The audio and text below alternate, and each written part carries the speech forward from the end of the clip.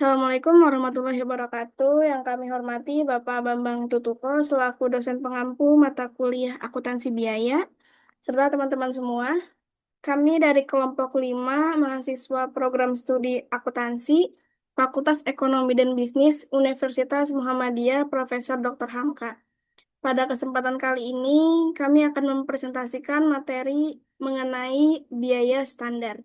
Sebelum memulai, izinkan kami memperkenalkan anggota kelompok kami. Saya Kamila Kroto Ain dengan NIM 2402015028. Saya Kalisa Situ Mayara dengan NIM 2402015020. Saya Dinda Asrehendiani dengan NIM 2402015058. Saya Dinda Hairun Nisa dengan NIM 2402015026. Saya Torik Rapasya dengan NIM 2402015041. Oke, di sini kita akan membahas mengenai pertama ada definisi dan tujuan biaya standar, prosedur penentuannya, keterbatasan keuntungannya, manfaat serta kelemahannya. Yang pertama, di sini ada pengertian biaya standar. Biaya standar itu sendiri adalah biaya yang ditentukan di muka, yang merupakan jumlah biaya yang seharusnya dikeluarkan untuk membuat satu satuan produk atau untuk membiayai kegiatan tertentu. Apa tujuannya? Tujuannya itu sebagai tolak ukur untuk menilai kinerja dan mengendalikan biaya. Jika biaya aktual itu lebih besar dari standar, maka manajemen itu bisa langsung mengidentifikasi adanya pemborosan.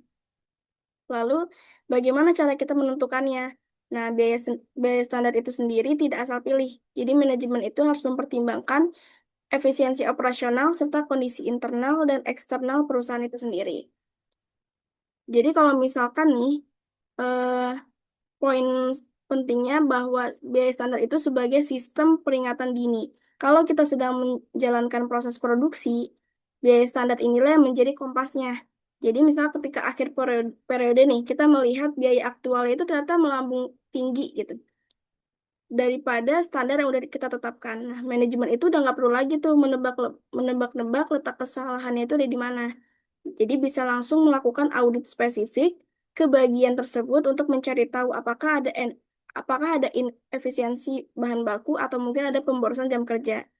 Jadi penentuan biaya standar ini pun sifatnya tuh dinamis.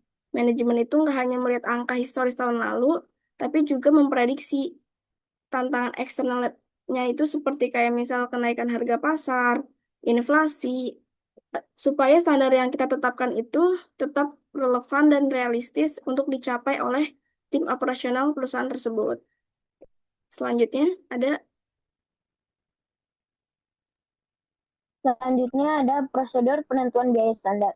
Pertama, ada biaya bahan baku standar. Biaya bahan baku standar terdiri dari pertama, kebutuhan fisik yang diperlukan untuk memproduksi sejumlah keluaran fisik atau lebih dikenal dengan nama kuantitas standar. Kedua, harga per satuan masukan fisik tersebut atau disebut pula harga standar. Kuantitas standar bahan baku dapat ditentukan dengan menggunakan pertama, penyelidikan teknis. Kedua, analisis catatan masa lalu dalam bentuk, yaitu menghitung rata-rata pemakaian bahan baku untuk produk atau pekerjaan yang sama dalam periode tertentu di masa lalu. Kedua, menghitung rata-rata pemakaian bahan baku dalam pelaksanaan pekerjaan yang paling baik dan yang paling buruk di masa lalu. Ketiga, menghitung rata-rata pemakaian bahan baku dalam pelaksanaan pekerjaan yang paling baik. Next. Kedua, ada biaya tenaga kerja standar. Biaya tenaga kerja standar terdiri dari dua unsur, yakni jam tenaga kerja standar dan tarif upah standar.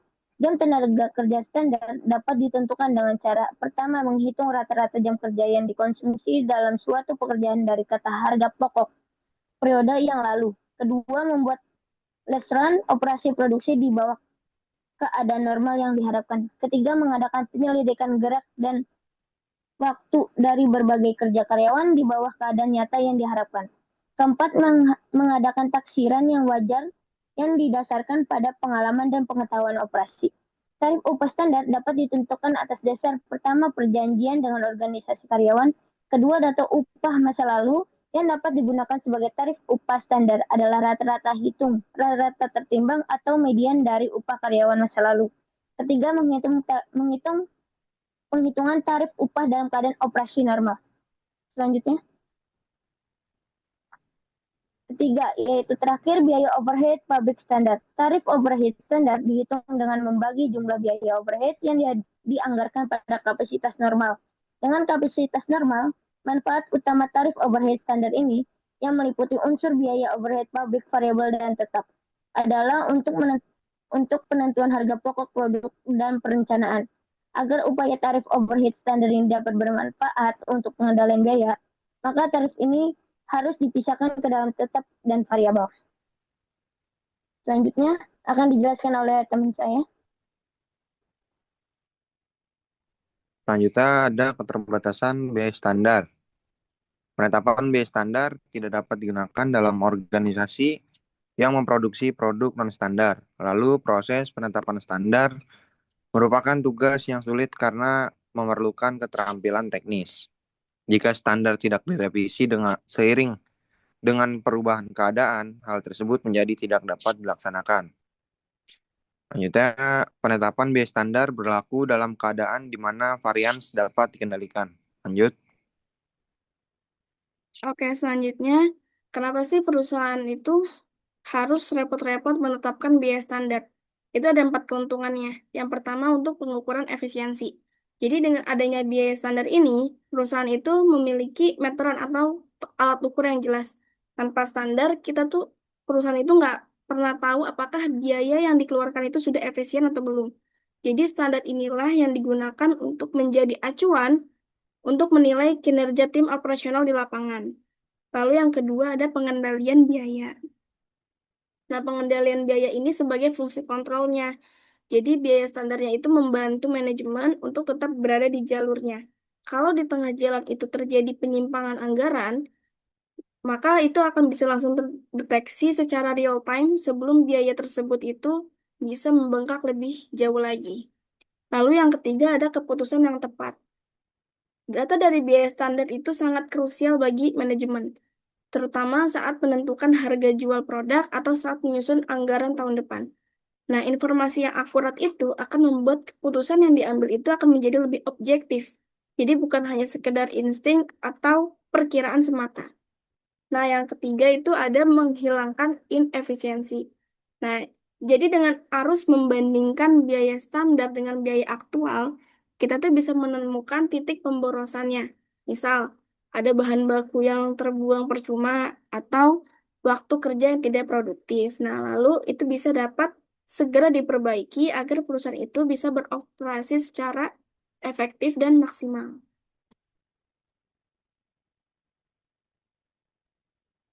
Selanjutnya, Selanjutnya ada kelemahan biaya standar. Yang pertama itu tidak cocok untuk semua produk dikarenakan sulit diterapkan pada produk atau jasa yang bersifat pesanan atau custom. Karena spesifikasi dan biayanya itu selalu berbeda tergantung keinginan pelanggan. Hal ini tuh karena setiap pesanan tuh biasanya memiliki bahan yang berbeda, jumlah tenaga kerja yang berbeda, dan biaya produksi yang tidak sama. Akibatnya, perusahaan tuh sulit menentukan satu standar biaya yang tetap. Yang kedua itu, proses sulit dan mahal karena dalam menerapkan standar membutuhkan analisis yang mendalam, baik itu waktu dan biaya. Perusahaan juga perlu menghitung standar bahan baku, tenaga kerja, dan overhead secara tepat. Semakin besar perusahaan, semakin kompleks juga proses penetapan standar tersebut. Yang ketiga itu harus diperbarui karena standar yang dibuat tidak bisa dipakai selamanya. Misalnya kayak bahan baku naik, upah tenaga kerja juga berubah semakin banyak, terus juga semakin berkembangnya zaman tuh pasti teknologi tuh semakin berkembang. Nah, hal ini tuh harus terus dievaluasi dan diubah mengikuti perubahan kondisi perusahaan. Selanjutnya ada manfaat biaya standar.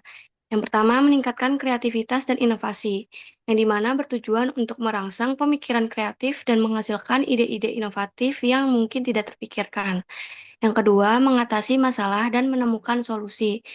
Membantu dalam mengatasi masalah dengan memunculkan berbagai pendekatan dan solusi yang efektif dan inovatif.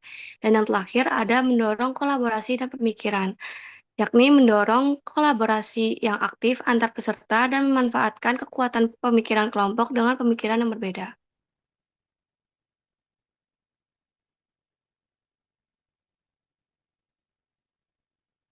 Oke, yang berikutnya ada contoh soal. Di sini PT Cahaya Mentari pada tahun 1996 memproduksi produk jadi sebanyak 120.000 unit. Bahan baku yang dibeli dari pemasok sebanyak 750.000 kilogram, sedangkan yang digunakan dalam proses produksi sebanyak 700.000 kilogram.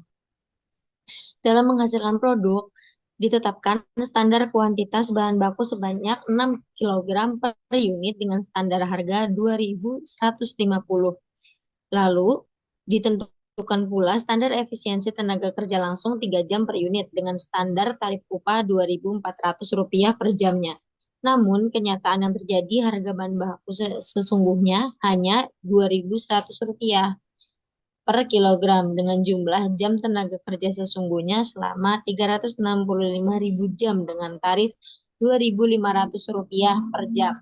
Diminta selisih harga bahan baku, selisih kuantitas bahan baku, selisih efisiensi tenaga kerja langsung, selisih tarif tenaga kerja langsung, jurnal untuk mencatat gaji dan upah yang harus dibayar, serta pengalokasian selisih gaji upah dengan mengabaikan pajak atas gaji dan upah.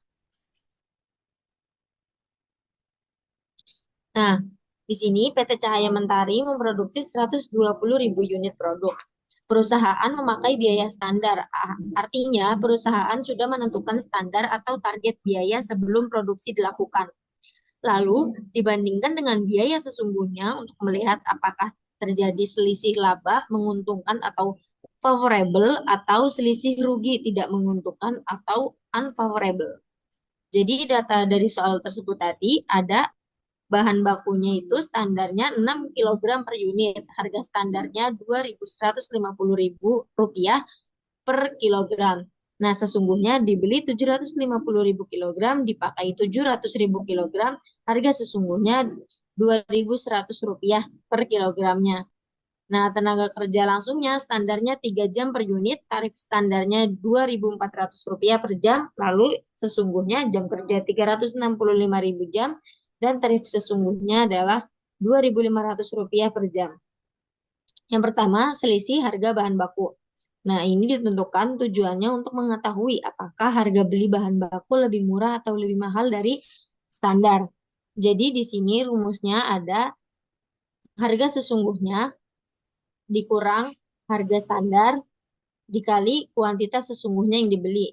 Jadi di sini 2.100 dikurangi 2.150 dikali 750.000 sama dengan 37.500.000 rupiah. Jadi yaitu laba karena harga sesungguhnya lebih murah dari standar perusahaan untung. Lalu yang kedua, selisih kuantitas bahan baku. Nah, ini tujuannya untuk mengetahui apakah pemakaian bahan baku efisien atau boros. Nah, di sini itu rumusnya ada kuantitas kuantitas sesungguhnya dikurangi kuantitas yang ditetapkan dikali harga. Jadi ini 700.000 dikurangi 6 dikali 120.000 dikali 2.150.000 rupiah. Jadi ini 43 juta, yaitu laba karena bahan baku yang dipakai lebih sedikit dari standar. Berarti perusahaan hemat bahan baku. Lalu yang ketiga ada selisih efisiensi tenaga kerja langsung. Nah, ini bertujuan untuk mengetahui apakah jam kerja yang dipakai efisien atau tidak. Nah, di sini rumusnya ada jam kerja sesungguhnya, jam kerja yang sedang terjadi yang ditetapkan dikali tarif upah yang sedang terjadi. Lalu ini jadinya 365.000 dikurangi 3 dikali 120.000 dikali 2.400 rupiah. Nah, jadi hasilnya 12 juta rupiah, yaitu rugi karena jam kerja sesungguhnya lebih banyak daripada standar. Berarti tenaga kerjanya itu kurang efisien. Lalu ada selisih tarif upah tenaga kerja. Ini ditujukan untuk mengetahui apakah tarif upah yang dibayar lebih tinggi atau lebih rendah dari standar. Nah, jadi ini rumusnya itu ada tarif upah sesungguhnya dikurangi tarif upah yang sudah terjadi dikali jam kerja sesungguhnya. Nah, ini jadi Rp2.500 dikurangi Rp2.400 dikali 365.000 sama dengan Rp36.500.000. yaitu rugi. Mengapa? Karena tarif upah sesungguhnya lebih besar daripada standar. Perusahaan mengalami kerugian. Lalu yang kelima ada jurnal pencatatan gaji dan upah. Yang pertama mencatat gaji dan upah yang harus dibayar. Nah, perhitungannya itu dari 2.500 dikali 365.000 sama dengan 912.500.000 rupiah. Jadi jurnalnya gaji dan upah gaji dan upah 912.500.000 rupiah pada berbagai perkiraan hutang 912.500.000 rupiah. Jurnal untuk mengalokasikan gaji dan upah serta selisih-selisihnya barang dalam proses 360.000 dikali 2.400 sama dengan 864 juta rupiah, lalu selisih efisiensi tenaga kerja langsung 12 juta rupiah, lalu selisih tarif tenaga kerja langsung 36.500.000 rupiah pada gaji dan upah 912.500.000 rupiah.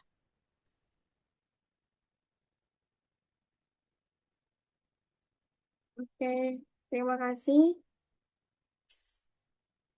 Sebelumnya mohon maaf atas kekurangan dan dalam menyampaikan presentasi hari ini. Kurang lebihnya mohon maaf. Wassalamualaikum warahmatullahi wabarakatuh.